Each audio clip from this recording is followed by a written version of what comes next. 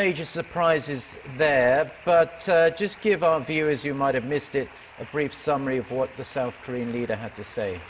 Okay, so President Moon Jae-in's speech can be divided into two big chunks. One, the focus on the expansionary budget for next year to boost the local economy and asking for support for his peace drive on the Korean Peninsula.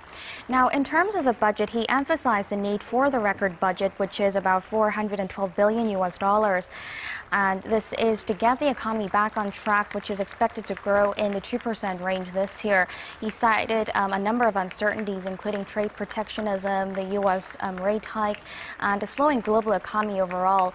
He said the country's tax revenue is stable, so it won't hurt the country's fiscal soundness, and that a large chunk will be directed at job creation, also fostering innovative growth, boosting household income by expanding the social safety net for the vulnerable, and prioritizing safety and raising the quality of life. He stressed that another aspect is North Korea, saying it will be another pillar for South Korea to sustain itself down the future. He said there have been 3 inter-Korean summits this year alone, and it's been able to rid the peninsula of military conflict and is on the road to establishing lasting peace as North Korea and the U.S. also builds trust. Now, he also pointed out that another U.S.-North Korea summit is in the works and that we should not lose this opportunity to achieve peace and prosperity, not only on the Korean Peninsula, but also Northeast Asia. And he also stressed again that peace will be another growth engine for the country. In that sense, he said a budget will also be set aside for inter-Korean economic cooperation projects.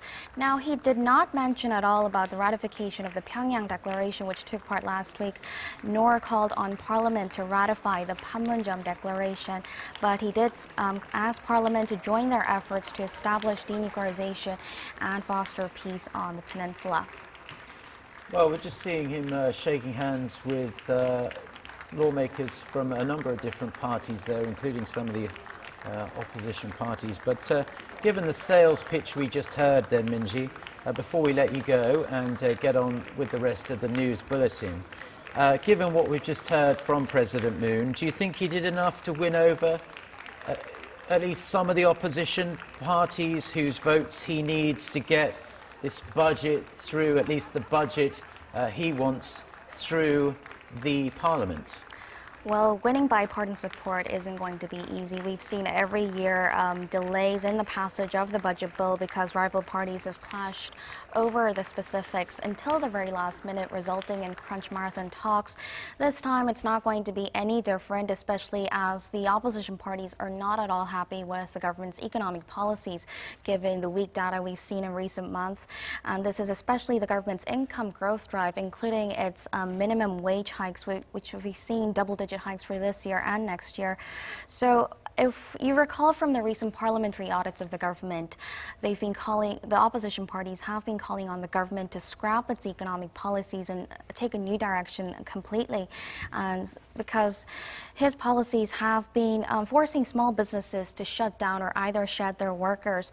And on top of that, the recent job creation measures are only jobs that are temporary or short-term, and the opposition claims that this is only just to cover up the weak jobs figures.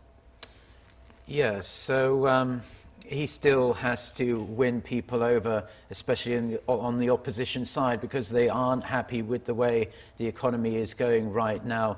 It seems as though President Moon Jae-in has put a lot of his eggs in the North Korea basket, so to speak. And we must stress that, generally speaking, the budget bill the government asks for gets revised and chopped and changed before it's finally passed. And generally, a lot of the deadlines are missed as well, and it's only finally agreed to in a modified version right at the last minute. Yeah, so just to add on to that, the National Assembly has a month now to deliberate on the budget, which will kick off starting next week.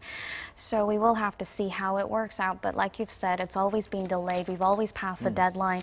And on top of that, there's also the ratification of the Panmunjom Declaration, which rival parties are still clashing over. And given that the budget also contains a portion to support inter-Korean projects, it's not going to be easy. Yeah, well, on that note, that's where we're going to have to leave President Moon's budget speech. It's a pleasure, as always, to have you with us, Minji. We appreciate it. Thank you very much.